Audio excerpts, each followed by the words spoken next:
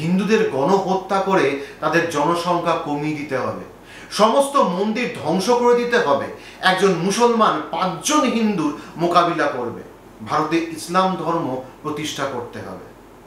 শ্রীকৃষ্ণ বলেছিলেন, যদা যদা হি ধর্মস্য গ্লানির্ভবতি ভারত অভ্যুত্থানং অধর্মস্য তদাত্মানং সৃজাম্যহম। The Bengal files. সারা পশ্চিমবঙ্গে এই সিনেমার নাম লোকের মুখে মুখে ঘুরে বেড়াচ্ছে। এই ট্রেলার লঞ্চ ঘিরে তুলকালাম কাণ্ড। বাইপাস লাগোয়া হোটেলে ট্রেলার লঞ্চের অনুষ্ঠানে প্রথমে হোটেল কর্তৃপক্ষ বাধা দেয় বলে অভিযোগ করেন পরিচালক বিবেক অগ্নিহোত্রী, এবং তারপর পুলিশ অফিসাররা গিয়ে বন্ধ করে দেয় ট্রেলার লঞ্চের অনুষ্ঠান। এ নিয়ে পুলিশের সঙ্গে তার তীব্র বচসাও হয়। এই ঘটনায় পাল্টা পরিচালককে নিশানা করে আক্রমণ শানিয়েছে শাসক দল। তাদের বক্তব্য, এই সিনেমাটি রাজনৈতিক উদ্দেশ্য প্রণোদিত এবং মানুষে মানুষে বিভেদ বাড়াবে। ওর ক্ষমতা হবে গুজরাট ফাইলস নিয়ে কাজ করা, গোধরার অশান্তিটা দেখাননি কেন? বিবেক অগ্নিহোত্রীর ফাইলস ট্রিলজি তৃতীয় রাজনৈতিক থ্রিলার দ্য বেঙ্গল ফাইলস। খবর আগেই ছিল যে তাসখান ফাইল, কাশ্মীর ফাইলস ছবির পর বাংলার রাজনৈতিক প্রেক্ষাপটে ছবি বানাতে চলেছেন পরিচালক। সরাসরি ওই পরিচালকের বিরুদ্ধে বাংলাকে অসম্মান করার অভিযোগ আনল টলিউড। তাদের মতে বেঙ্গল ফাইলস হোক, কেরালা ফাইলস হোক বা ছাবা হোক, কারণ সিনেমা দেখেই আমরা সত্য জানি, কিন্তু একই যুক্তিতে তাহলে পারজানিয়া, ফিরাক, আবির গুল, ইন্ডিয়া, দ্য মোদি কোশ্চেন এই সিনেমাগুলির উপর থেকে নিষেধাজ্ঞা কেন তোলা হচ্ছে না? 46-এর গ্রেটার ক্যালকাটা কিলিংসের দুর্দণ্ড প্রতাপ চরিত্র গোপাল মুখোপাধ্যায়কে নাকি কসাই গোপাল পাঠা হিসেবে পরিচয় করানো হয়েছে। বউবাজার থানায় এফআইআর দায়ের করার পাশাপাশি গোপালের উত্তরসূরি শান্তনু মুখোপাধ্যায় বিবেক অগ্নিহোত্রীকে আইনি নোটিশও পাঠিয়েছেন। পাল্টি পরিচালক জানিয়েছেন, গোপাল মুখোপাধ্যায় একজন হিরো ছিলেন, সিনেমায়কের নায়কোচিতভাবেই দেখানো হয়েছে। বাংলার মানুষ তাকে একজন হিরো হিসেবেই দেখে এবং আমিও ছবিতে সেটাই দেখানোর চেষ্টা করেছি। কিন্তু সব থেকে আশ্চর্যের কি জানেন? শাসক দলের সিনেমাটা নিয়ে এত আপত্তি কেন? একটা 1946 সালে ঘটে যাওয়া ঐতিহাসিক ঘটনা নিয়ে এত আপত্তির কি আছে? সেটা তারাই বলতে পারবে। তবে আমি আপনাদের কাছে ছোট করে এই টোটাল কাহিনীটি আপনাদের সামনে প্রেজেন্ট করতে পারি, তারপর আপনারা আপত্তির কারণটা আপনাদের মতো করে বুঝে নেবেন। লিওনার্ড মসলে তার লাস্ট ডে অফ ব্রিটিশ রাজ এই বইটি থেকে এই কাহিনীটি, মানে আমি যে কাহিনীটি বলতে যাচ্ছি তার মূল পার্টটা নেওয়া হয়েছে। মুসলিম লীগ ও বামপন্থীদের যৌথ উদ্যোগে খোদ কলকাতার রাজপথ রক্তাক্ত হয়ে উঠেছিল। ইতিহাসের পাতায় যা নিবদ্ধ হয়ে আছে দ্য গ্রেট ক্যালকাটা কিলিং নামে, বা ডাইরেক্ট অ্যাকশন ডে এবং week of the long knives নামে। 1946 সাল, স্বাধীনতার ঠিক আগের বছর, কলকাতায় 24টি পুলিশের সদর দপ্তরের 22টিতে হিন্দু অফিসারদের সরিয়ে মুসলিম অফিসার নিয়োগ করা হল। বাংলা প্রদেশে ছুটি ঘোষণা করা হল। উদ্দেশ্য, ইংরেজ ভারত ছাড়ার পূর্বে ভারত বিভাজন করে পূর্ব ও পশ্চিম পাকিস্তান মুসলমানদের জন্য আগে গঠন করতে হবে। মাস্টারমাইন্ড মুসলিম লীগের নেতা মোহাম্মদ আলী জিন্নাহ। রূপকার তৎকালীন বাংলার প্রধানমন্ত্রী হুসেইন সুহরাওয়ার্দী।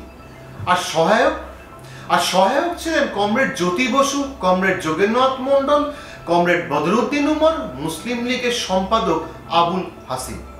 কয়েক সপ্তাহ ধরেই যার প্রস্তুতি চলছিল কলকাতার বিভিন্ন মসজিদ, মাদ্রাসা ও মহল্লাতে। নাখোদা মসজিদ যার অন্যতম এপিসেন্টার। ডাইরেক্ট অ্যাকশন প্ল্যানের স্লোগান ও বিবৃতি ছিল এই রকম: পাকিস্তান জিন্দাবাদ, লড়কে লেঙ্গে পাকিস্তান। এই স্লোগান আজও আমরা বামপন্থীদের কণ্ঠে শুনতে পাই, একটু অন্য রূপে। স্বাধীন ভারতে তারা কোন আজাদি চায়? সুহরাওয়ার্দী বলেছিল, যদি এক মহৎ উদ্দেশ্য সাধনের জন্য রক্তপাত প্রয়োজন হয় তাহলে তা করতেই হবে। আজ ভারতবর্ষের মুসলমানদের একমাত্র স্বপ্ন হলো পাকিস্তান নামের একটি আলাদা রাষ্ট্রের জন্ম দেওয়া। সেই স্বপ্নকে সফল করার জন্য আমরা সব রকম উপায় অবলম্বন করব। ইস্তেহার দেওয়া হলো, হে কাফেররা, তোমাদের ভবিষ্যৎ স্তব্ধ হয়ে যাবে। এমন এক সংঘর্ষ দেখা দেবে যার আগুন থেকে তোমরা রক্ষা পাবে না। ভারতের রক্তগঙ্গা বয়ে যাবে। চলো চলো ময়দান চলো, হে আমার ইসলাম ভ্রাতৃবৃন্দ। হিন্দুদের গণহত্যা করে তাদের জনসংখ্যা কমিয়ে দিতে হবে, সমস্ত মন্দির ধ্বংস করে দিতে হবে, একজন মুসলমান 5 জন হিন্দুর মোকাবিলা করবে, ভারতে ইসলাম ধর্ম প্রতিষ্ঠা করতে হবে। না, এগুলো আমার কথা না, এগুলো তৎকালীন যে বাক্য বাণ মুসলিমরা হিন্দুদের প্রতি চালিয়েছিল সেগুলি সম্পর্কেই বলা হলো। রিপন স্কোয়ারে রাস্তার রেলিং তুলে বানানো হলো সব ধারালো অস্ত্র। 3-4 দিন ধরে যাতে হিন্দুদের সমস্ত কিছুকে পুড়িয়ে দেওয়া যায় বা ধ্বংস করে ফেলা যায়, তার জন্য কলকাতার মেয়র মিস্টার ওসমান নিজে মুসলমানদের পেট্রোল তোলার জন্য রেশনের কুপন বিলি করেছিলেন। রাজাবাজার লালবাগান বস্তিতে অস্ত্রের শান দেওয়া শুরু হলো। জাকারিয়া স্ট্রিটের নাফোদা মসজিদকে অস্ত্রের ভান্ডারে পরিণত করা হলো। দাঙ্গাবাজদের যাতায়াতের জন্য আগাম গাড়ি ও লরির ব্যবস্থা করা হলো। বিভিন্ন অঞ্চলে তরবারি, লাঠি, ছুরি, রড, বোমা, বন্দুক, পেট্রোল সমস্ত কিছু প্রতিটি মুসলিমদের বাড়ি বাড়ি পৌঁছে দেওয়া হয়েছিল। মুসলমানদের দোকানে পাকিস্তান শব্দটি লিখে দেওয়া হলো যাতে সেগুলি আক্রমণের শিকার না হয়। অক্টালডি মনুমেন্টের পাদদেশ অগণিত মুসলমানের জমায়েত হলো।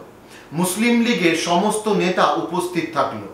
উপস্থিত হলো জ্যোতি বসু সহ উচ্চপদস্থ বামপন্থী নেতারা। বিকেল 3টের সময় মুসলমানদের সমস্ত শোভাযাত্রা মনুমেন্টের নিচে এসে পৌঁছালো। সুহরাওয়ার্দী, যিনি বাংলার সেই সময়কার প্রধানমন্ত্রী, ব্রিটিশ ভারত ত্যাগ করার পূর্বে বাংলার প্রশাসনিক ক্ষমতার প্রধান ছিলেন তিনি। তখন তাই তাকে বাংলার মুখ্যমন্ত্রী না বলে প্রধানমন্ত্রী বলা হতো। তিনি কিছু মুসলিম লীগ ও বামপন্থী নেতাকে সঙ্গে নিয়ে লালবাজার কন্ট্রোল রুমে পাকাপাকি 4 দিন অবস্থান করলেন। সেখান থেকে হিন্দু হত্যার নির্দেশ ও চিরকুট পাঠিয়েছিলেন শহরের সর্বত্র। সুহরাওয়ার্দীর নির্দেশে কার্যত পুলিশ নিষ্ক্রিয় ছিল। জেনারেল বুসার মন্তব্য করেছেন সুহরাওয়ার্দীর মনোভাব পুরোপুরি সাম্প্রদায়িক ছিল। 16ই আগস্ট ভোর 4টের সময় বেলেঘাটার বিহারি দুধওয়ালাকে রাস্তার মধ্যে নির্মমভাবে হত্যা করা হয়। হিন্দু নিধনের সূত্রপাত ঘটালো এখানকার মুসলিম দাঙ্গাবাজেরা। উন্মত্ত মুসলিম জনতার মুখে ছিল ভারত বিরোধী ও হিন্দু বিরোধী স্লোগান। বর্তমানেও কমরেডদের মুখে সেই স্লোগান আজও শোনা যায়, আজাদি ভাই আজাদি, লড়কে লেঙ্গে আজাদি।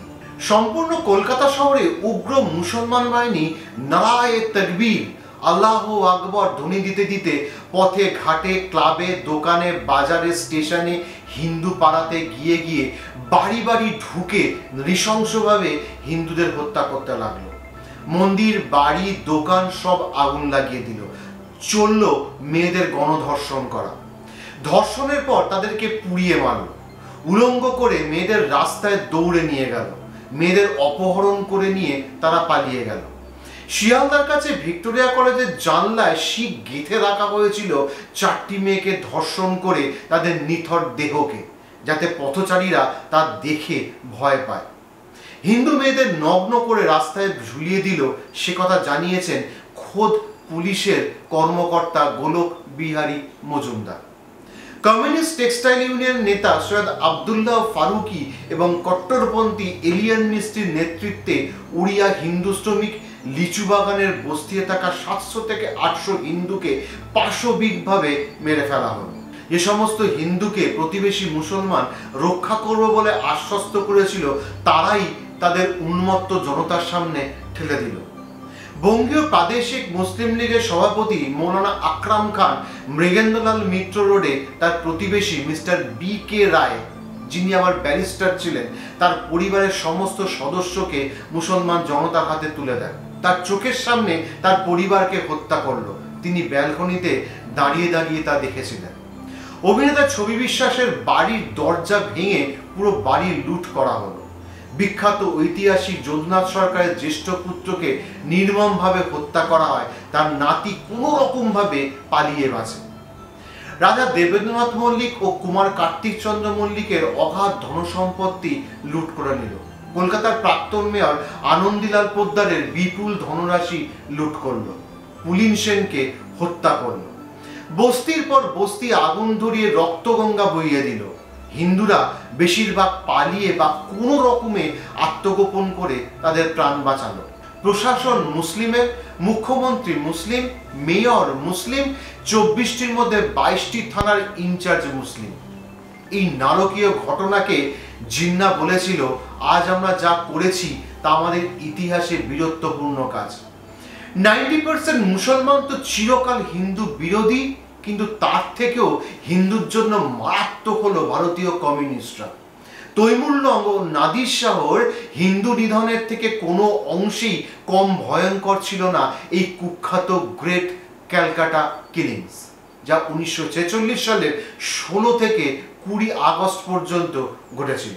3 দিন চরম হিন্দু নিধন ও মা বোনেদের ওপর অত্যাচার দেখতে না পেরে বিপ্লবী অনুকূলচন্দ্র মুখোপাধ্যায়ের ভাইপো গোপালচন্দ্র মুখোপাধ্যায় ওরফে গোপাল পাঠা তার কুস্তির আখড়ার ছেলেদের জড়ো করে এবং প্রায় 800 জন হিন্দুত্ববাদী পুরুষকে নিয়ে প্রতিরোধ গড়ে তোলেন।